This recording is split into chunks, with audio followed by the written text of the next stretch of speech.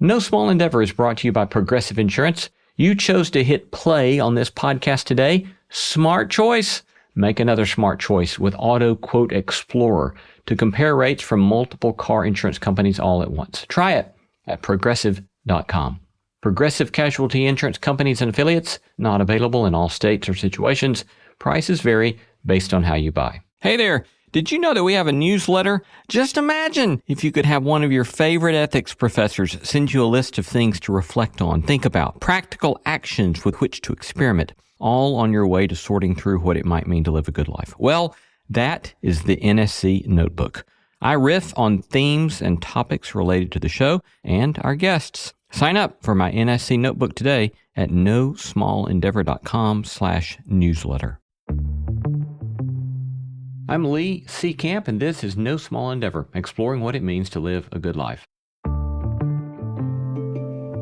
Charles Marsh is professor of religious studies at the University of Virginia.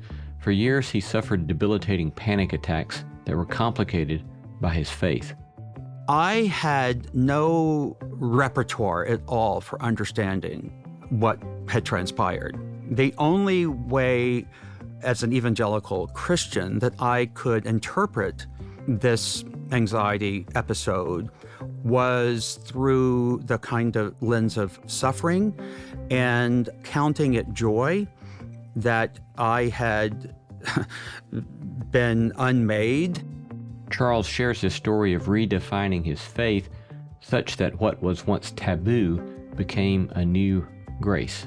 It was 6 or 7 years before I finally sat down and began to experience what I would later understand as the grace of a trained and empathetic therapist.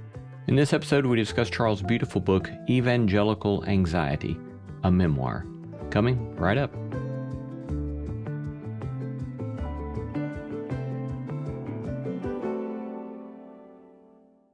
Lately, my lovely wife, Laura, and I have been trying to clean up the way we do a lot of our chores and errands to simplify our lives. And so one of the ways we've tried to do that is to clean up the way we shop for groceries. And so recently we gave Thrive Market a shot. And honestly, we're a big fan. You can get the same high quality brands you love, but for less and without compromising your standards. They actually ban over 1,000 ingredients that are still allowed in U.S. products. And the site is super easy to shop. You can filter by diet, like gluten-free, paleo, keto, low sugar, vegan, so you're not wasting time reading every label. It's not just food. Thrive has supplements, household items, and clean beauty too. All vetted and all way more affordable than you or I expect. And the shipping, fast and carbon neutral. Head over to thrivemarket.com/endeavor to get 30% off your first order and a free $60 gift. That's thrivemarket.com/endeavor, thrivemarket.com/endeavor. Hello, friends. One of the things I've taught students for many years now is that one of the most important things they can do is pay attention to their meta habits, big habits that leave lots of things in their wake, and that this is key to living life well. For centuries, the cardinal virtues were thought of as just such meta habits. Profound practices that have a disproportionately large impact upon your life. The 4 cardinal virtues: courage, temperance, prudence, and justice. They were considered essential to a good life, but today we hardly talk about them. Most people can't even name them. That's why we're launching a special 4-part series exclusively on NSC+. In this series, I'll take a deep dive into these virtues, what they mean, why they matter, and how they shape a meaningful life. Think of it like a private college course, except it's way practical. Join us on NSC Plus to start listening today. Sign up at nosmallendeavor.com and click Join NSC Plus. I'm Lee C. Camp. This is No Small Endeavor, exploring what it means to live a good life. Some time back, I sat with Charles Marsh, professor of religious studies at the University of Virginia. He's the director of the Project on Lived Theology, the author of numerous books, including the award-winning God's Long Summer, Stories of Faith and Civil Rights, and he's the recipient of a Guggenheim Fellowship. But we sat down to discuss his book, Evangelical Anxiety, a memoir. It's a beautiful, moving, oftentimes sad, oftentimes funny book, and in our interview we did find ourselves often laughing. But it was the kind of laughter that's best compared to two friends sharing war stories. In our case, the war stories originated out of the conservative Southern Christian childhood context in which each of us was raised. It was the kind of laughter about episodes that were once painful, often acutely so, but now, well, it's a gift to know that we were not alone. Here's our interview with Professor Charles Marsh. Welcome, Charles Marsh. Thank you, Dr. Camp, Lee Camp, fellow Alabamian. It is lovely to be here. It's always good to have another Alabamian with me. Yeah, I was born in Mobile, and then aside from 6 extraordinary years in Mississippi, spent my high school years back in L.A., lower Alabama, as we say, and finished Dothan High School. My parents are Mississippians. I grew up in Alabama. And rooting for Alabama, the University of Alabama. Yeah, my father is a Southern Baptist minister, and I think without the sort of presbytery and the Episcopal hierarchy and polity, if you're a Southern Baptist minister in Alabama and you want to stay in that pulpit, you got to root for the bear, or you're gone. So that was probably the source of his conversion, but it stuck with me. Yes. Your new memoir, Evangelical Anxiety, I must say, it's such a beautiful exemplar of vulnerability and honesty and courage, and it's a beautiful book. And I found myself several times laughing out loud and tearing up a number of times. And so thank you for the book. It's a beautiful book. Thank you for those kind words, Lee. I'm grateful to have the opportunity to speak with you today. So you began your memoir with 2 stories. The first one, a preacher at a downtown church in Charlottesville. Would you recount that story for us? Yeah, so on a fair spring afternoon, sometime in the past 10 years or so, I went with my family to the Episcopal church that we attended at the time, which had recently set up an evening service on Sunday night that was popular with our, teenage sons at the time and with college students. On this spring night, I was sitting with my slightly guarded kind of posture in response to the sermon. I mean, I'm a minister's kid, okay? So I've listened to thousands of sermons, and I do sort of approach sermons sometimes with perhaps more caution than warranted.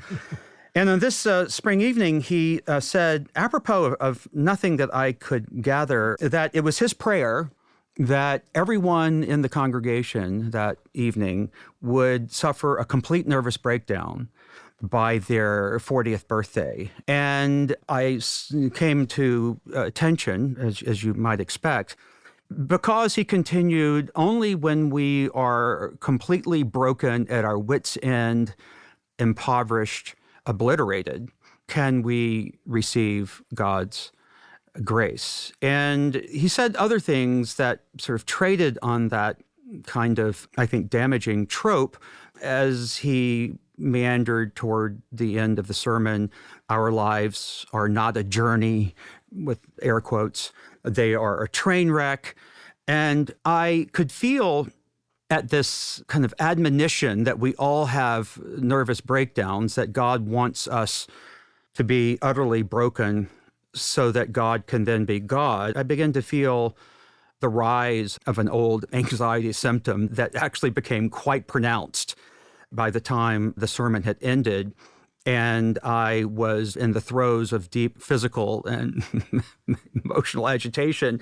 So I gathered up my family and we, as I say, we Ricky bobbed it in the beige minivan back to our home, not too far away. And the only thing that I could think of at that moment that I needed was in the medicine cabinet in the bathroom upstairs, to which I rushed, opened the cabinet, shook free a 0.5 milligram lorazepam from a jar, placed it on the tip of my tongue, and looking in the mirror, said something like, the body broken for you, amen. And on this particular evening, in any case, it delivered precisely the kind of calming effect I needed.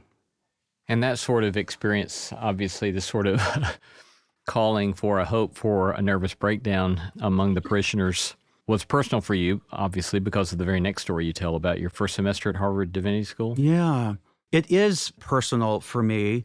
I was a first-year student in seminary, and of an evening, I came home from a long day of study. I was excited about the prospects of grad school and living in Cambridge and living, the intellectual life. But I also felt like there was so much in my spiritual and my emotional history that was sending up red flags, that this was sort of a dangerous trek for me to make.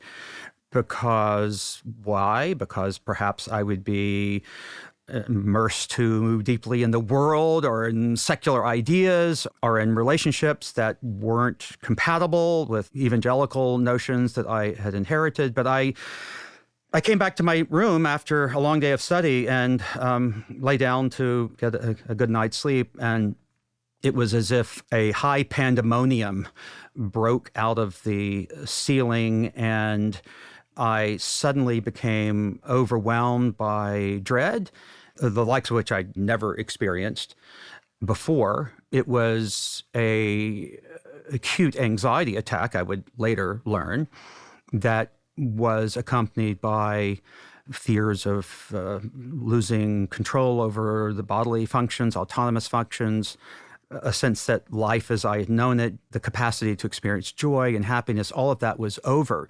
The thing about it that makes it so heartbreaking is, people have, and I can tell you, and we're students, we know how anxious this generation of students has become. And, I see that in the classroom. I see that among friends. But at the time this happened to me, I had no repertoire at all for understanding what had transpired. The only way as an evangelical Christian that I could interpret this anxiety episode was through the kind of lens of suffering and of counting it joy that I had been unmade. In this moment, I turned to some of my devotional favorites like Oswald Chambers and others who sort of encouraged me to say, this is part of God's deconstruction of your ego. And it took years before I could realize and accept the fact that all the biblical protocols that I turned to get me out of this madness, if you will, were dead ends. You say at one point that regarding your upbringing as an evangelical in the South, son of a Baptist preacher, that, quote, an attempt to receive suffering as a gift was the only story available to me, end quote. And then you play off the way in which that then leads to a sort of Christian distrust of psychotherapy or even a dichotomy between Jesus and therapy. So would you kind of unpack some of that for us? Yeah. At the time of my own breakdown, I knew nothing about psychotherapy or even that psychotherapy, certain kinds of counseling would be places of healing and understanding for me. I mean, I was a philosophy and English major. I'd read my Freud. I had read psychoanalytic theory and the like. But I also more deeply was of a mind that, Christians say, we're too blessed to be stressed. We don't need modern or secular psychology to help us navigate the trials of life. We have the ultimate healer on our side and indeed indwelling our lives. The Holy Spirit is at work somehow in you in these mental torments. And you should not, this is this kind of, I would say, misguided message that's coming through to me. You should not try to extricate yourself or to find a way out back into a steadier mind. You should embrace these torments as refining fire, as a way of cleaving to God.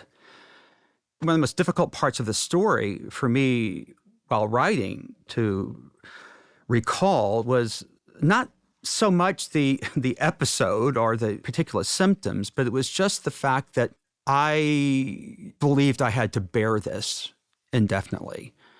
And so days turned into weeks and months, and it was 6 or 7 years before I finally sat down with some professional mental health provider to say, look, I've been battling with these symptoms for 6 or 7 years. I cannot go on. Help.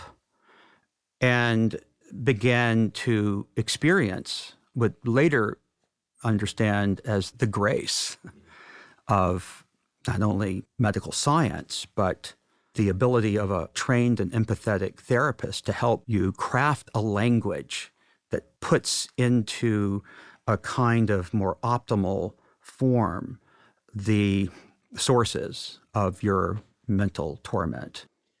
Another kind of thread running throughout your book, thread might be not quite the right word, a heavy cord running throughout your book, is the way in which your story of anxiety, kind of from childhood onwards, is never far from stories of desire, and especially sexual desire. Yeah. So how do you see that sort of anxiety relate to sexual desire? It's so interesting. I know you did your doctorate at Notre Dame, University of Notre Dame, and I taught at a Jesuit university for 10 years before I went to UVA, and love my time among the Jesuits and a theology department that was connected both physically and intellectually to the philosophy department. And I remember one afternoon visiting with a colleague of mine in philosophy, an Irish philosopher who some of your listeners may know. His name is William Desmond, and he's a sort of a beautiful wordsmith and beautiful writer. And I was in awe of his knowledge of Hegel and Heidegger. And we're sitting in the quad talking, and it was a lovely day, and so our thoughts drifted from continental tradition and phenomenology and all of that to just sort of our stories. And I gave him just a sort of a little glimpse into precisely the point you raised about the beauty of this afternoon and the awakening of the spring and desire, and about sort of how, as a child, I received, let's say, very conflicting messages about desire. I mean, the desires of our hearts could be aligned with God, but the desires of our body were very likely impediments, if in an understatement, to union with God. And William said, well, I've always loved the way in which this is understood in the Catholic intellectual tradition, that the person ascends the scale of erotic desire, at the end of which she or he beholds the beauty of God. And I was like, wow, dude, that is definitely not what I heard in Southern Baptist Sunday schools in South Alabama and South Mississippi. How I wish that I could rethink my sort of native distrust of desire and my kind of the sort of the vigilance that distrust yields of always having to kind of micromanage your desires. Oh my goodness, what is desire for this, desire for that? Measuring every desire against this ideal of sort of perfection and purity. And he said, well, Charles, it's not too late.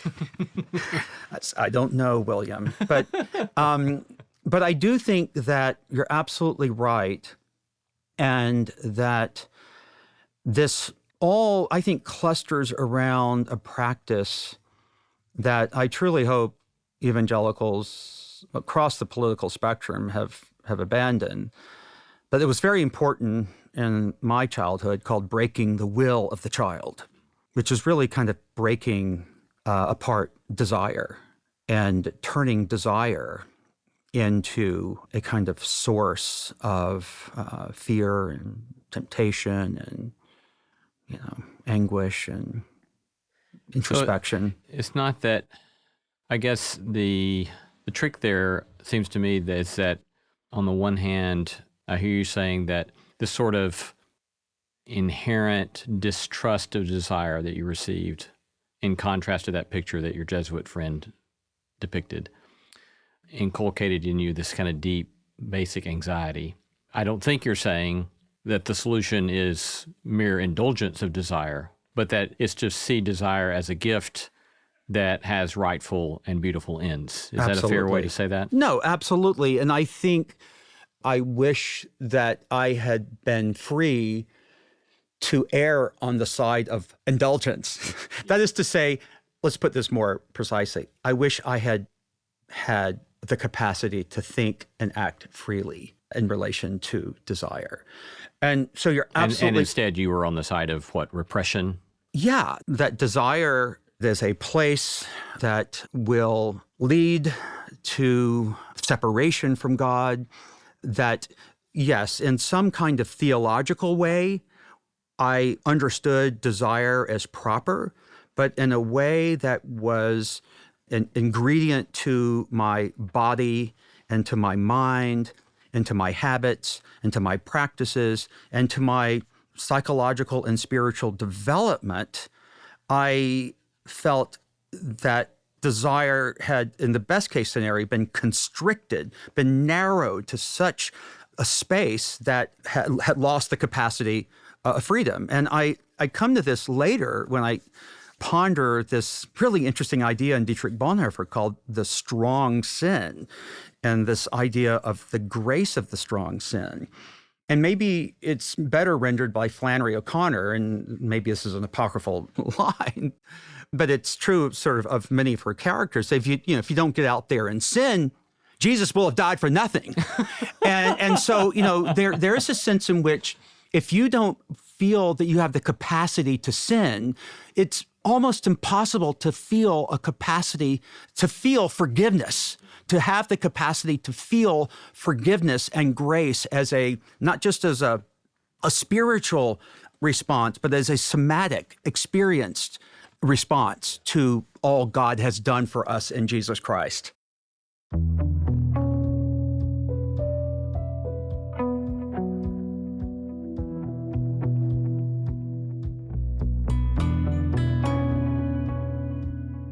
You're listening to No Small Endeavor and our episode with Charles Marsh, professor of religious studies at the University of Virginia. I love hearing from you. Tell us what you're reading, who you're paying attention to, or send us feedback about today's episode. You can reach me at lee@nosmallendeavor.com. You can get show notes for this episode in your podcast app or wherever you listen. These notes include links to resources mentioned in the episode, as well as a transcript. Please do us a favor and go out to your favorite podcast app. Write us up a glowing 5-star review of No Small Endeavor. That small act on your part helps spread the word about the beauty, truth, and goodness we are seeking to sow in the world and helps bring others into the NSE orbit. Thank you, and our sincere thanks to the many of you who have already done so. Coming up, more from Charles about finding steps toward healing and moving forward.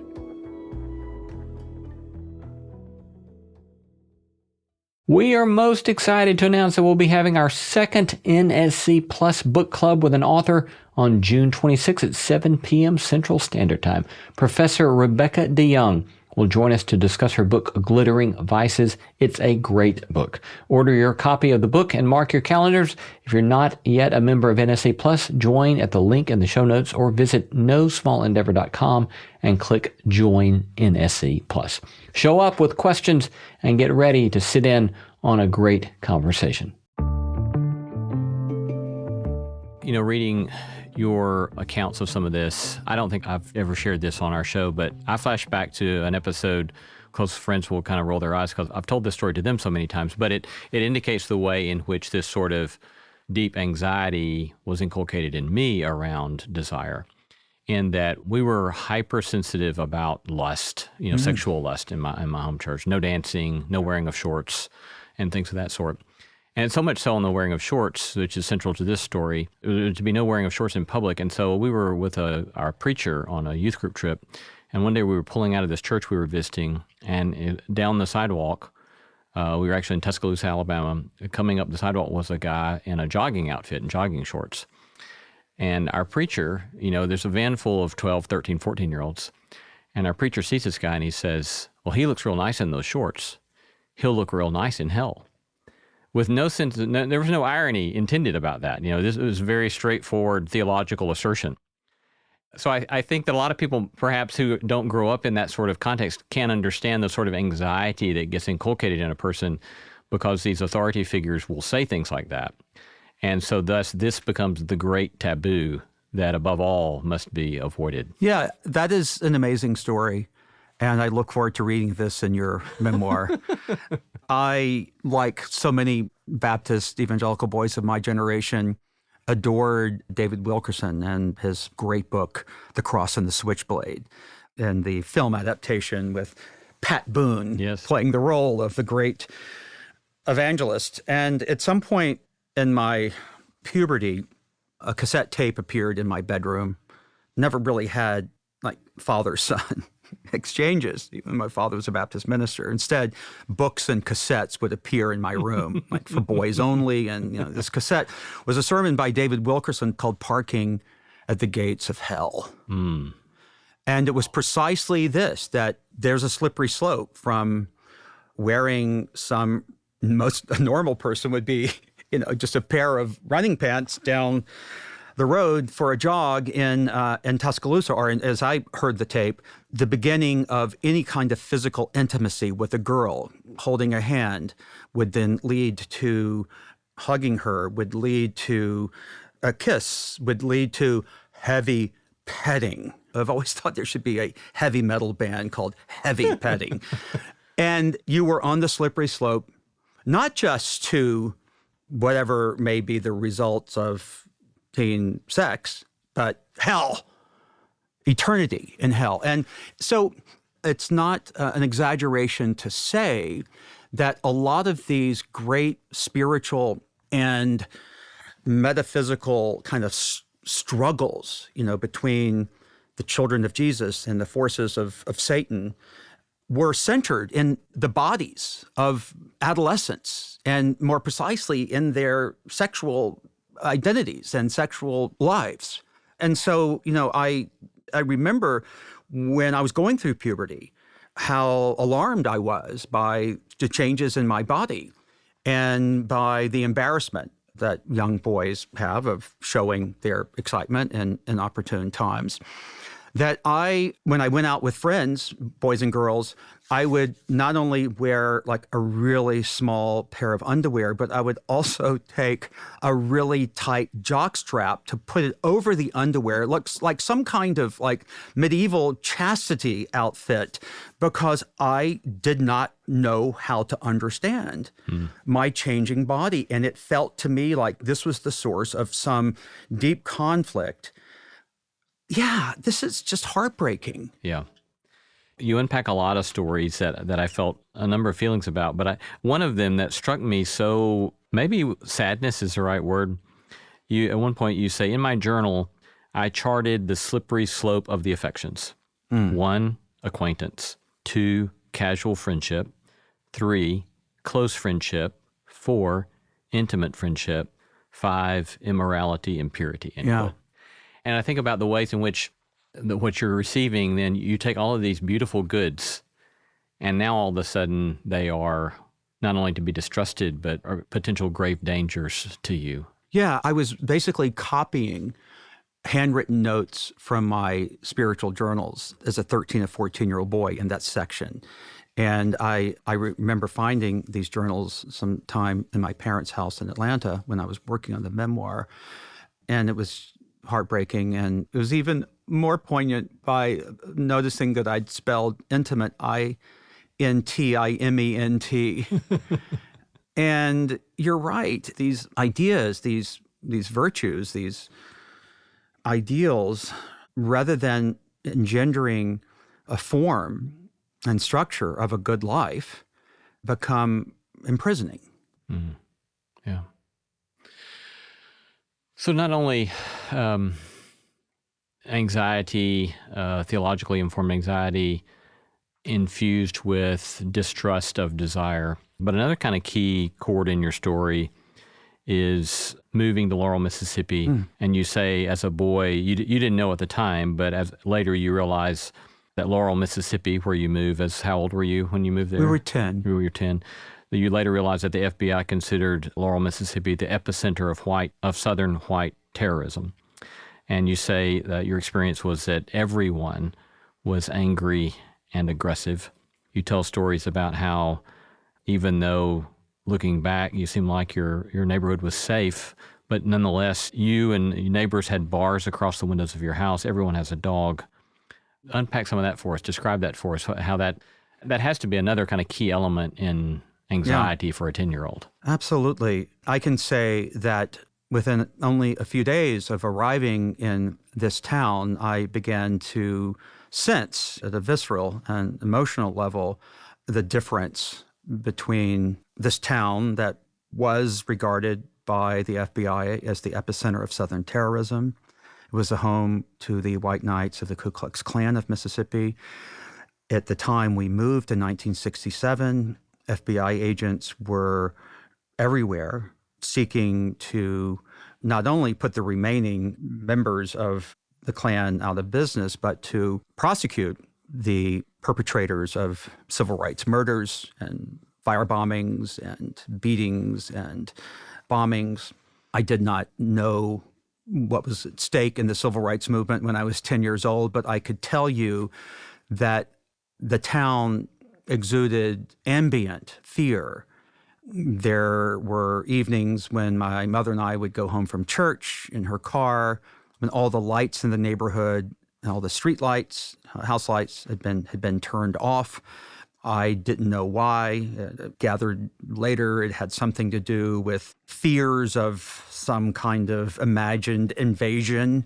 We were living in a state of collective paranoia. And when I say we, I mean white evangelical Christians, the last guardians of the segregated South, seeing that the struggle of white resistance, the struggle to preserve the sovereignty of our sacred South and all of our great virtues, the Southern way of life, that was coming to an end. The days were numbered, but we were not going to go gently. And there was a sense that we were being constantly besieged by menacing forces, whether those were federal mandates, whether those were given through the civil rights movement, through white liberals, through Christian liberals, through magazines, through secular media and the like.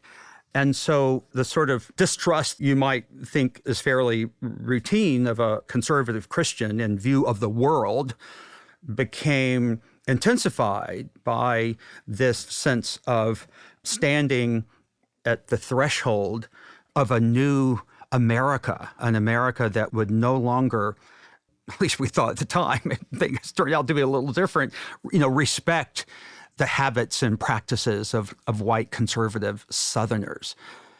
And I felt enveloped by those fears. And they weren't only inchoate ones. As you mentioned, there were visible signs everywhere: the presence of guns, the presence of Confederate flags, the presence of attack dogs, of burglar bars at the house, the presence of marches and protest, both against the civil rights movement and on behalf of politicians and causes that we hoped would spare our defeat. And the story that you tell of the day that Dr. King was assassinated? Yeah. I was 10 years old. This was my first year in Laurel, the spring of 1968, and the principal in what proved to be the last all-white school system in Mississippi. That is the all-white public school system in Mississippi. The principal came over the loudspeaker and told the students that Martin Luther King had been murdered in Memphis, and everyone broke out into applause. And as I say in the book, I would like to believe that I did not join in that perverse celebration in the spring of my 10th year, but I may have. We were all in this thing together. And while I understood that it was a kind of totalitarianism, even as a 10-year-old, the pedagogy, the environment, the teaching, it was oppressive and suffocating, but we felt this kind of loyalty to this vanishing ideal. And it would not be until the fall of 1970, 2 years later, that I very happily joined the first integrated class in the state of Mississippi.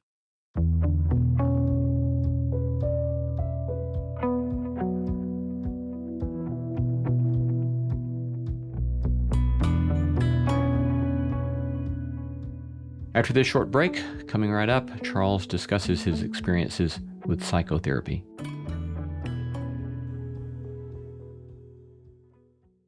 Hey friends, Lee Seacamp of No Small Endeavor here. Hey, would you like to expand the community of people talking about the things you like to talk about? Here is an easy way to do that. And I would be most grateful if you were to do so. Go over to your favorite podcast listening app, click on reviews, and leave No Small Endeavor a glowing 5-star review. Tell folks perhaps about some episode you liked in particular, and tell folks what you like generally about No Small Endeavor, the topics, the dashingly handsome, articulate host, or whatever it is that floats your boat. That will help more people find us, which will expand the community of people talking about the things you like to talk about, especially when you make it one of those 5-star reviews. Thanks. You've mentioned already the sort of presumed exclusion between, to use the language a couple times used in the book, you have Jesus, you don't need therapy, don't need psychotherapy. But in light of these varied sources of anxiety, at some point you began to investigate psychotherapy, psychoanalysis. How did you make the decision, and what did this begin to look like for you? Well, part of that Southern evangelical inheritance, if I may presume, you and I share in many similar ways, is kind of a culture of secrecy. We are not encouraged to think about our families and our family histories. We're not encouraged to really think critically or freely about our own interiorities. And so it was a difficult place for me to reach, not only as an evangelical Christian, with all of the pervasive warnings that were part of that culture about psychotherapy and the psychoanalyst being just part of this sort of conspiracy against Christian virtue.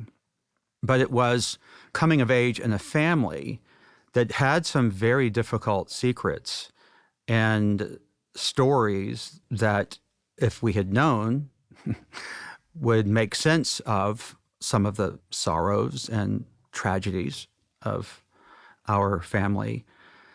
But we were, in both our Christian lives and in our lives as white Southerners, we were supposed to project this idealized version of ourself and our family.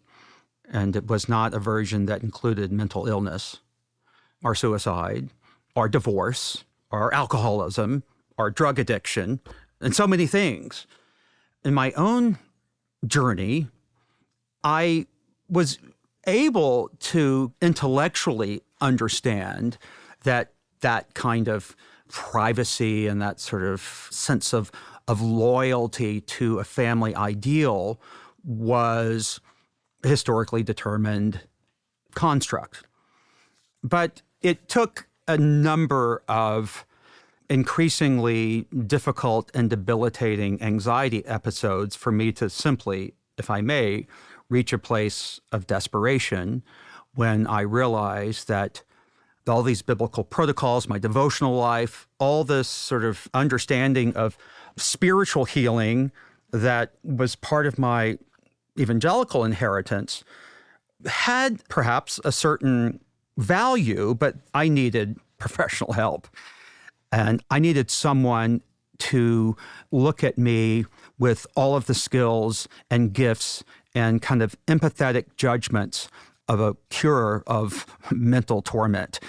And once I put myself in that space, I just remember, Lee, how shocked I was when I began this treatment in psychoanalysis in Baltimore. It was very difficult for me to say yes to this invitation of a young training analyst at Johns Hopkins University to undergo this 4-day-a-week treatment. I'd heard, and we all know these, the sort of stereotypical, often cartoonish portrayals of psychoanalysts, but I had read enough Christian apologetics and to feel I should never put myself in that position because it would be a place where my mind was reformed according to. But anyway, I just remember how surprised I was when on a summer morning, I hopped on the couch and said to the analyst, what do you want me to talk about? And he said, you can talk about anything you want. And I said, okay. And I began talking about my first images of heaven. And then I finished and he said, okay, the first of a million such ahas that would become the signal of what, progress in therapy? I don't know. I'd now like to hear maybe some words about your first picture of hell. And, well, that was a total buzzkill.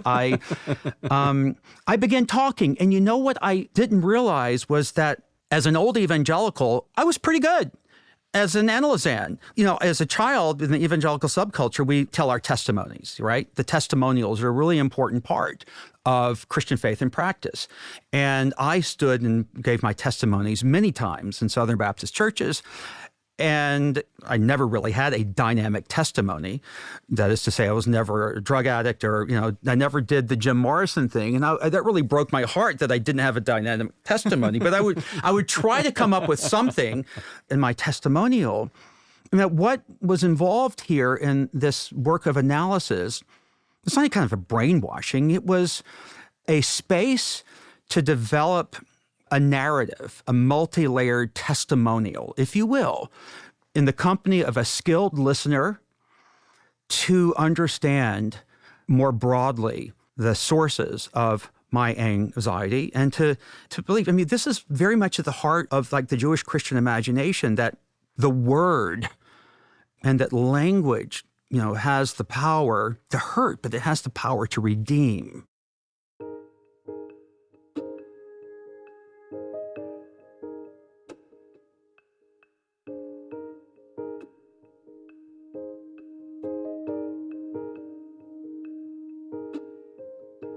My own sense of going through a variety of experiences with therapy has taught me too the power of listening to oneself and asking good questions and a space to re-narrate or a space to express desire and even make it safe to express what a desire might look like or what it might mean or why we're afraid of it.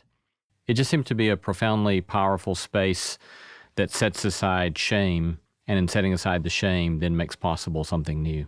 It does make possible something new. I love that rendering. And I want to say, too, that it took time to trust this therapeutic dialogue because I had had times as a boy, as a teenager, when I had confided in a youth pastor about some personal sin or some personal struggle, only to feel rebuked or to feel that I had gone into this conversation with an open heart and a hope to understand, but I'd left with a kind of judgment and a sense that you just need to do more. And it's that, my gosh, that is just so exhausting. That habit, that Christian message that, well, you just need to do more. You need to be better. You need to do this. I remember feeling just physically freer when I began to see and to trust that in this therapeutic space, I could share my secret desires. And the world didn't end. It was part of understanding the complexity and intricacy of our having been created in the image of God, formed in this image, and that our interior lives are rich and exquisite, and they can be a place of vitality and of growth. Yeah.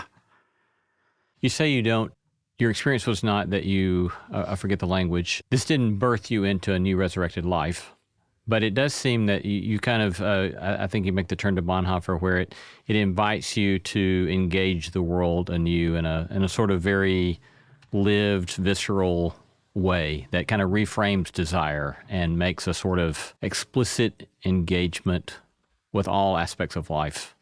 Yeah, that's really, really helpful. Freud said that the purpose of psychoanalytic treatment was not to bring the suffering patient into some place of perpetual happiness, but it was to move the person who is experiencing mental torment from a place of neurotic suffering to kind of ordinary unhappiness. And in a book that you may have encountered in graduate school, not necessarily recommending that listeners run out and read it because it's a long, lumbering argument by a philosopher named Paul Ricoeur. It's a book on Freud by Paul Ricoeur. Ricoeur, taking the perspective of a person of faith, shows how, despite Freud's own kind of atheistic premises in a work like Future of an Illusion, for example, the psychoanalytic dialogue can, in fact, be an experience that, not removing God as a credible belief, but that cleans or clears the imagination of idolatrous conceptions of God. So the way in which, as a Southerner, for example, I mean, you don't have to go to analysis to do this, but that part of the analytic work is iconoclastic, is a process of removing the kind of divine authority that becomes attached to cultural and political and familial authorities and symbols. And he talks about this in terms of a post-critical naivete, that such analytical work, rather than sort of leaving one in this sort of critical place where you go the way of Feuerbach and you say that all human longings for God are projections about the infinite quality of the human species, it can very well clear the ground and the imagination of false gods and enable a new sense of kind of enchantment and wonder and freedom and a capacity to live and to act in a way that is consistent with, what David Bentley Hart, one of my good friends, calls the Christian movement. And I think that's a really important and often neglected part of our understanding of psychotherapy and psychoanalytic work. That if we can assume that the analyst or the therapist or the psychiatrist is there primarily to hear and to listen and to help us achieve this kind of new language of our personhood, a language that puts into perspective and gives an account of our suffering, I think that there's a redemptive purpose in the work apart from whether or not it's done in a Christian context or a non-Christian context. That there's something about the humanness of this that is inherently beneficial. It's not to say that there aren't psychiatrists and analysts and therapists who come into the work with biases against religious persons. But there are quite a number of men and women of faith who are in the secular mental health world. And one of the most influential books that I read early on in my own sort of journey of like, what should I do?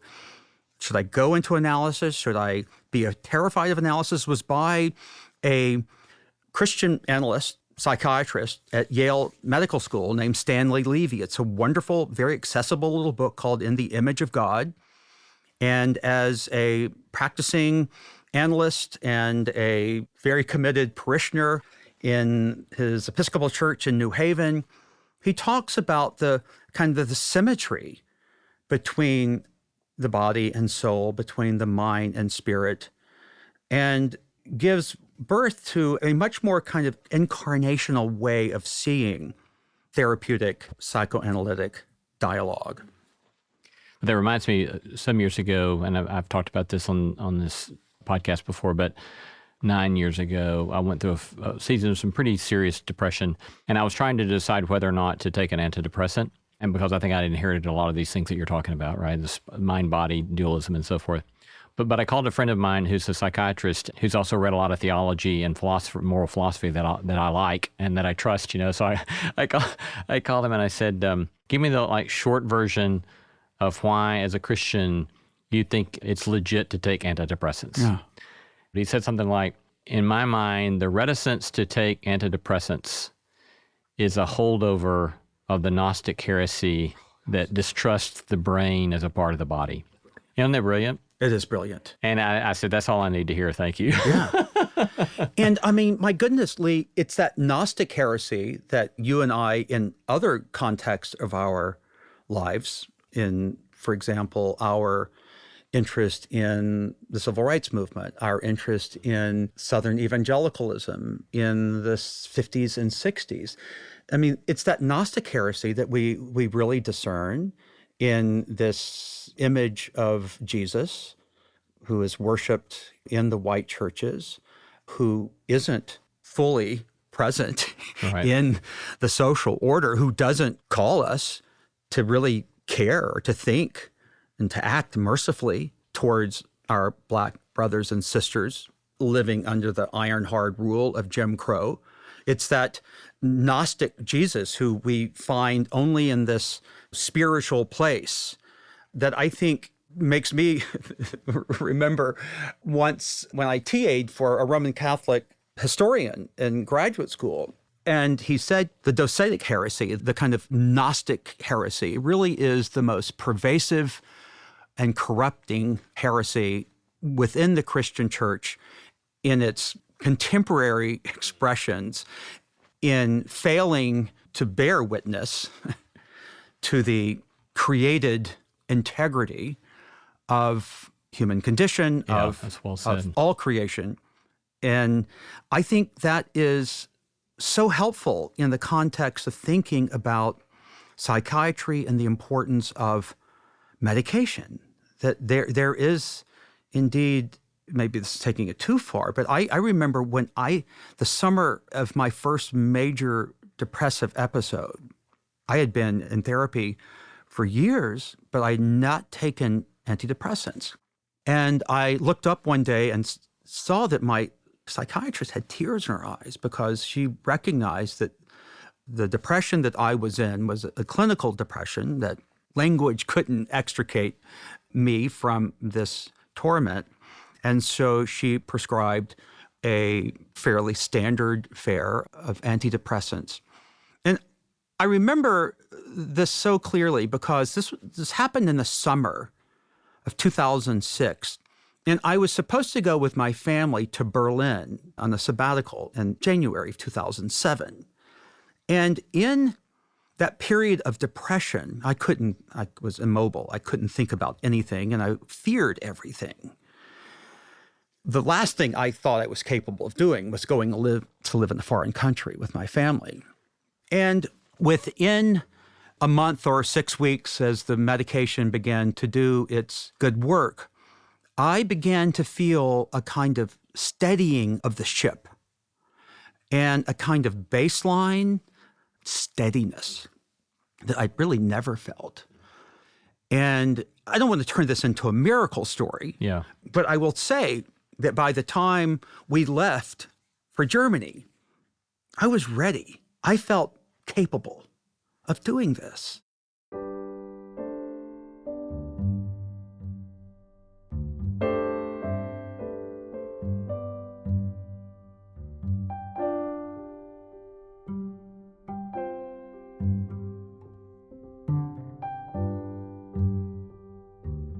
The last part of your book, one of the chapters says something like quiet days in Charlottesville. When you think about this journey that you've described so beautifully in the book, describe for folks here in the last couple of minutes that we have, what's kind of life look like for you these days? What's the mental landscape look like for you these days? Yeah, I wanted to offer reassurances to the reader. I didn't wait until the end of the book to let the reader know that this narrator is going to be okay. Yeah. But nonetheless, I wanted to end in a manner that gave language, the capacity I have found as I have aged, as I have developed I think, a greater freedom to fail and to make mistakes. That there's beauty in the ordinary. There's beauty in the rhythms of a day.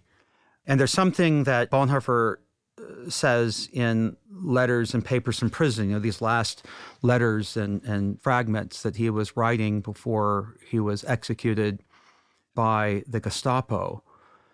As he's learning in the solitary life of prison, being a prisoner of conscience, the beauty of God's creation in its exquisite unfoldings, and the joy of being still and quiet, learning how to participate in the world, learning how to think about the kingdom of God in a way that is participatory and that is humble.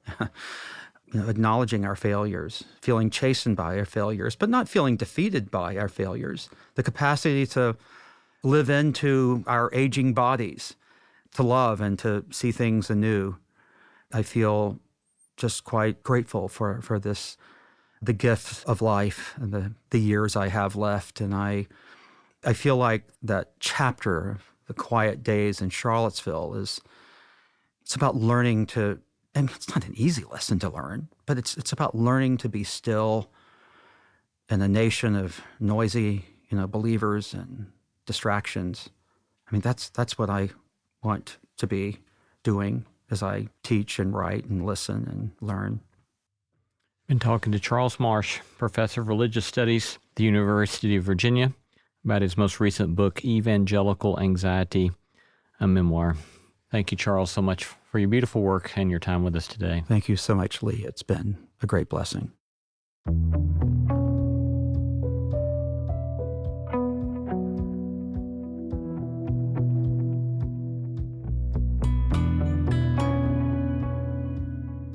You've been listening to No Small Endeavor and our interview with Charles Marsh on his book, Evangelical Anxiety, a memoir, recently released in paperback. We gratefully acknowledge the support of Lilly Endowment Incorporated, a private philanthropic foundation supporting the causes of community development, education, and religion.